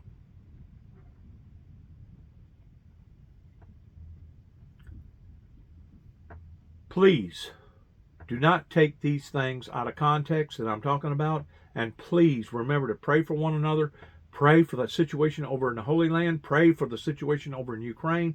Pray for peace. Pray for justice. Pray that God's will be done. Pray that the meek will inherit the earth. Pray that there will be a great revival that will re-revolutionize the world. Pray that we will take things that need to be taken literally, that we will take them literally, as it talks about in the first 4 chapters of Revelations, and understanding that the maker of this grand universe is also the maker of us. And if we do not stay in line with his good graces towards biting the hand that feeds us, guess what? The hand will quit feeding us. The hand will quit feeding us. They're predicting in the next few days here, there's going to be a Siberian cold front come down that's going to get like 3 or 4 below zero here in northwest Tennessee, and the highs is only going to reach the teens. That has always been a common factor. But the way that it's doing it, the way that it's spearheading down into the south, in the forces that it's doing it with, it's letting me know that there is a conflict of interest pertaining to the cold forces versus the hot forces. And that tells me that things is out of kilter whenever it comes to normalization pertaining to imbalances. And that tells me that whenever the cold does have an opportunity to breach the hot, to go down into the hot, it's going to bottleneck and it's going to spearhead just as quickly and as hard as it can. And I think, if I'm not mistaken, they're already seeing blizzard conditions in Texas. Blizzard conditions in Texas. Whenever it comes a deluge in the summertime, listen to me. I want the meteorologists to pay very close attention to this. Whenever it comes a deluge in the summertime, because the upper atmosphere loft is hotter, that draws up more moisture, that holds more moisture for a higher intensity time, and then whenever it releases it all at once. This isn't just a spring or summer event. This is a year-round event. That means whenever it comes to snow, instead of just getting a moderate snow, we're liable to see ain't no telling what kind of a snow in the South, in anywhere, because of these imbalances. The hot has become extremely too hot during the summer, and the cold snaps off. And to be quite honest with you, I don't know that America could afford to see winters like we used to see back in the 1800s and the early 1900s, even up until about 1983 was about the last time that I can remember a harsh winter where it got down like 6, 7 below zero, and the highs was only like 6 or 7 above zero. Seems like in 1983 or 1982 was the last time we've been hit with a winter that actually stayed that way for several days, if not weeks. Up until then, it was normal in the winter time for it to get winter and stay winter. The ground would become frozen, and it would stay frozen from about November to about March. My grandmother used to have a salt house to where we would work up hogs in the late fall, and some of the hogs we would bag up and put in. Some of them we would package up to freeze, pertaining to pork chops or whatever, roast and other stuff, or not roast, but out.